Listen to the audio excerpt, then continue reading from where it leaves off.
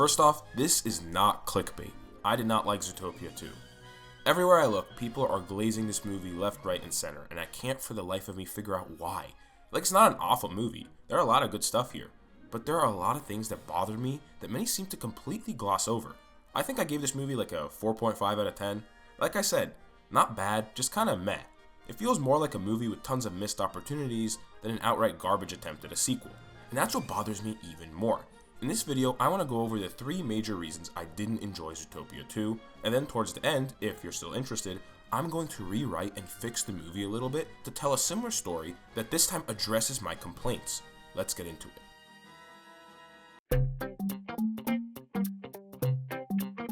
The best way to define if it's a good sequel in my mind is if I'm sitting there thinking about the original and how it feels so disconnected from the last one, then it's a bad sequel. That's Zootopia 2 to me. There is no acknowledgement or setup in the world from the last movie's events in this movie. And I know what you're thinking.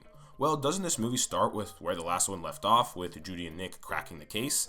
And yes, that's true, but that's the only event that discusses the last movie. Shouldn't time have passed by now since Nick had to become a cop? This movie says it takes place around a week or a few weeks after the last one. But logically speaking, it bothers me that Nick is already a cop 1 week later. But even with that nitpick aside, they only ever mention that Nick and Judy are one-hit wonders because they cracked one case from the last movie. And I like that, but what I don't like is the logic of no acknowledgement of the prejudice race wars that happened between prey and predators. Like, that was the main focal point of the last movie. The whole city went into crazy turmoil because of it, because there were savage attacks like almost every day. And now they don't even talk about it? Additionally, why are the Lynxes such crazy famous and wealthy individuals in the city if, they're predators? And there was a lot of hate.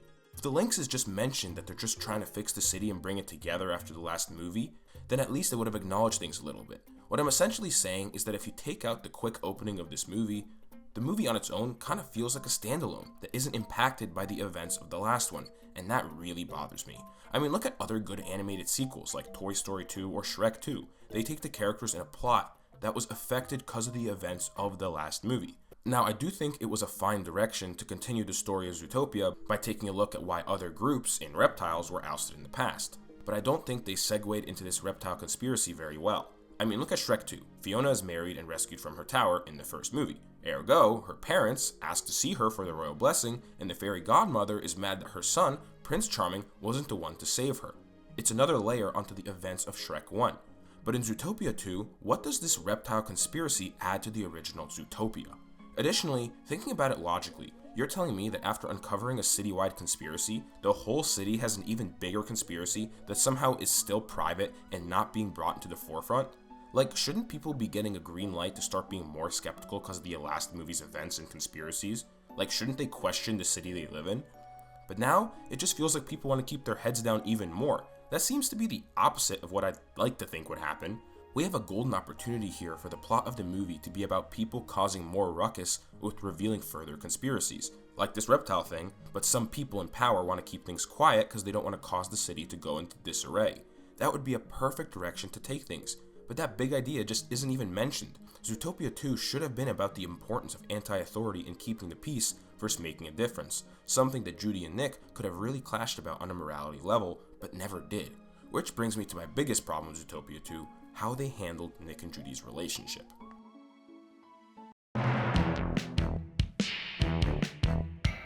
Because I'm a big fan of the last movie, I was really attached to how I feel about both these protagonists and how they grew a lot. Judy, for example, learned the world was a lot more complex and she had to be a bit more downright and dirty and realistic about it. Nick, meanwhile, learned the opposite, to be more open and positive and that there are opportunities to help others and that the world can grow to change. Now, I like that this movie has to focus on challenging their relationship, but the problem was that there was nothing to challenge their relationship. Now, there was a new case, but there wasn't a clash of ideals. What made the last movie so iconic was how much Nick and Judy clashed with real ideals about the world that they were both wrong about. This movie kind of stripped that away as part of their relationship. Instead, it was really this idea of Judy wanting to continue to help, while Nick just wanted to live, which wasn't just as deep or engaging. But the thing that really bothered me was that Nick and Judy felt like shells of their former selves, who especially didn't learn any of the lessons from the last movie. With Nick, he didn't really show any of his life-smart savviness like he did in the last movie. Instead, he kind of was dunked on the whole movie and felt like he was along for the ride, in the events of the plot. Like, can you name me a time where he made an impact on the plot to further the discovery of the case? Nick's choice to also run away felt very cowardly and unrealistic of a character who went through a change in the last movie. Nick has a different belief on the world and justice now. And then there's Judy. She was a major driver of the plot, but if you look closely, she is constantly saved by some other random character, and it feels like she wasn't really learning or facing any consequences of her actions. And again, there is no acknowledgement to what she learned in the last movie. You know, she should be skeptical of the government and authority now after they failed in the last movie, giving her a savior complex that could have been a good arc for her in the movie, that it's not all about her to save the city. And finally, I feel like Nick saying for Judy to abandon her mission so they can run away feels extremely dumb and narrow-minded, as bro should know, Judy would never do that. The major appeal of Zootopia 1 was that Nick and Judy consistently balanced out the flaws in each other's characters. It just feels like neither has any agency on the plot or growth in their ideals in the sequel.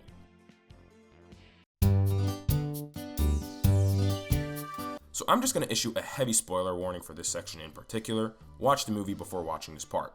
Anyways, the last problem I have with Zootopia 2 is that too many things feel like they were revealed at just the right time, and the plot feels very awkward because of it. I mean, let's take a look at this. Our protagonists are framed in the gala. Okay, fine, but now we're on the run after the events of the gala. Good thing the Godfather mouse is waiting to kidnap and save them. Speaking of which, he knows the lynxes are bad, being part of the criminal underworld. But shouldn't Nick know that too? Wasn't he like a big part of that world for like the majority of his life? Now, let's move on to when Nick is in prison. Oh yeah, the beaver just breaks him out while he just complains. Now that Nick is broken out, we gotta get to Judy. Good thing Nick knows Flash the Sloth, who can get us there. But wait, didn't we arrest him at the end of the last movie, and this takes place a week later? And wait, how do they know where to go? Good thing they get there just in time to save Judy from being killed by a bullet. Oh, but that's not all. Why does Andy Lynxburg reveal to be evil, but then not make sure each character is killed? Like, bro just leaves the snake outside in the cold, even though he knows that he can heat up from like 10 minutes earlier into the movie. And then instead of being a threat, he is dunked on by every character in this extremely prolonged climax. Speaking of when Judy is dying, the snake has this convoluted way from Nick to get the antidote, all while the police can't seem to capture the snake while he's holding Judy unconscious and dying himself supposedly? What? And why does the snake constantly talk about being besties with Judy when they barely interact until past the halfway point? Why is the patent somehow still logically alive and hidden under this massive amount of snow, revealed by a random light that says the location? And why does the snake know which house it's located in if he's never been there and he's just a very distant ancestor? Oh my god. So much of this movie doesn't make sense, and now I'm out of breath and need to calm down for a second. Okay, as you can clearly tell, a lot of things bother me about this movie. From its trajectory as a sequel, not acknowledging the events of the Prey-Predator Wars, nor Bellwether's attempts to put the city into chaos, to Nick and Judy's recycled and shell-like characters who don't seem to have learned anything from the last movie, to the abundant amount of coincidences that makes the story hard to enjoy, and I didn't even mention the dumb beaver character that annoyed the crap out of me and overstayed her welcome. So now that I've ranted about all the things I don't like, I'm going to try and fix them and rewrite the story a little bit. It's one thing to complain, it's another to try and do something about it. So let's get into my fanfic.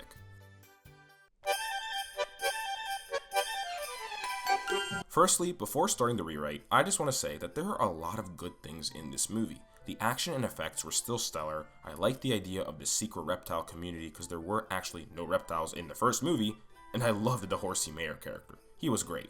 I also really liked how the movie started from the perspective of the news telling us the fallout of the last movie. However, this is where we're going to make our first few changes.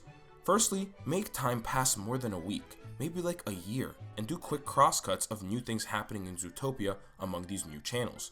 Introduce the new mayor, Nick being the first fox as a cop, and the introduction of the lynxes to clean up the city. It'd be also nice for the lynxes to also mention how they want to change the perception of Zootopia after the chaotic events of the last year. Finally, we gotta reintroduce and start to address Nick and Judy, who are now hell loved by the public for stopping the conspiracy and uniting Zootopia. Here we can start to address their shifting beliefs and changes as characters. I like the idea of their bust in the beginning, but before that, it'd be cool to maybe have some interviews with them at the start with all the cross-cutting, where this time Judy is overly careful and skeptical, while Nick relishes in the fame of it. So Judy and Nick should still be the same characters at their core, but with beliefs that have slowly shifted because of the events of the last movie. Judy wants to continue cleaning up the city, but suspects there has to be more dirt after having her beliefs and dreams crushed and learning to be more skeptical. She still wants to help animals and make sure this is a place for everyone at the end of the day.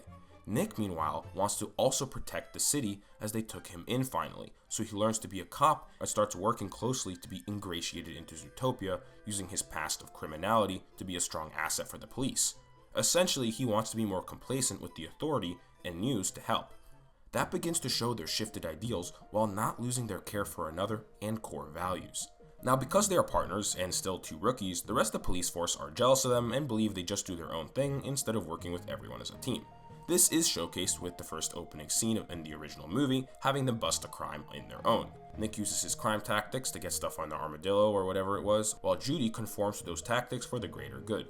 They catch the thief, but cause a ruckus, like in the main movie, for the newly elected mayor and this wealthy Lynx family. Essentially, we get Judy and Nick's dynamic. Partnership and views get challenged when, after their initial destructive raid, their recklessness catches flack from the city and department to be team players, but Bogo defends them as long as they must work with them. I kind of cut out this whole therapy thing because I think it's a little too on the nose.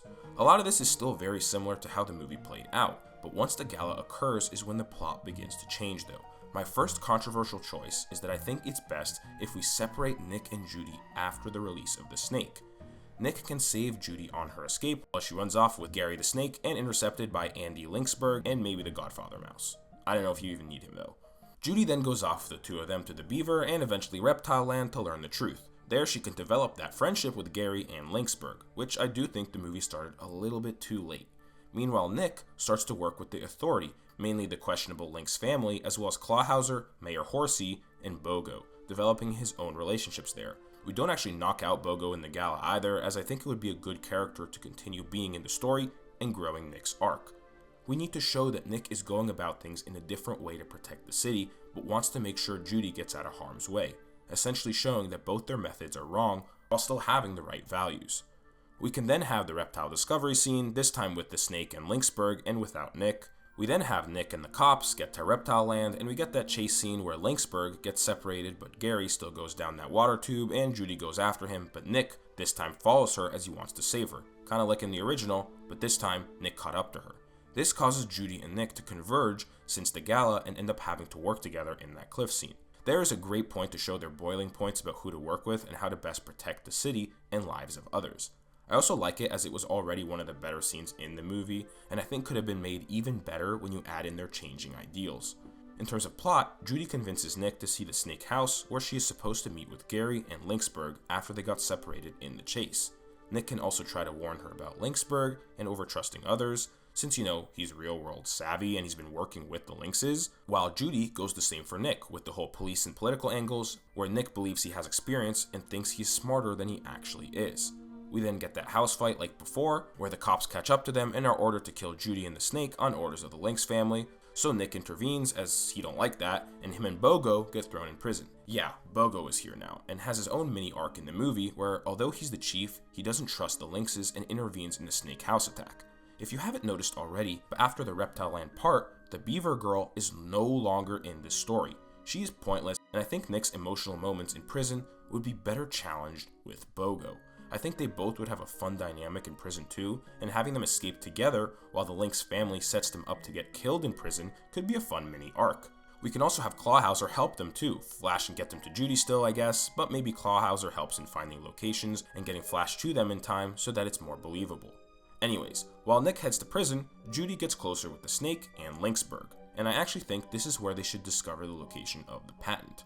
I really don't like how prolonged the climax is, and I think that on their way there, Lynxburg can accidentally leave the cops there with his phone being tracked, kinda like in the main movie, and then betrays Judy in the lighthouse area outside the town instead of this weird factory. There, it's a good place to have the ultimate showdown with the sloth bringing in Nick and Bogo, the Lynx family, Horsey Mayor, Judy, the snake, Lynxburg, and even the rest of the cops. Here, I also think Bogo would be the right person, or animal, to make Mayor Horsey create a change in himself, and it would be cool to have them take on the three Lynx family members together, then convince the cops to search the town. I think ending the movie with this powerful scene of Nick and Judy acknowledging how much they need each other and were failing without each other would be then more impactful, while the snake goes on to find the patent with the cops as they search the town together in the resolution. In the end, the climax feels like an impactful yet not super extended action section. It's more subtle for Nick and Judy, while also making it feel like the cops needed to work together as a team to find the patent for the snake. It then not only addresses each of Nick and Judy's extreme flaws and how they go about solving problems and making the world better, but emphasizes that they both care for each other but have different things to realize and grow, and most importantly, that they need more than just each other, they need a team.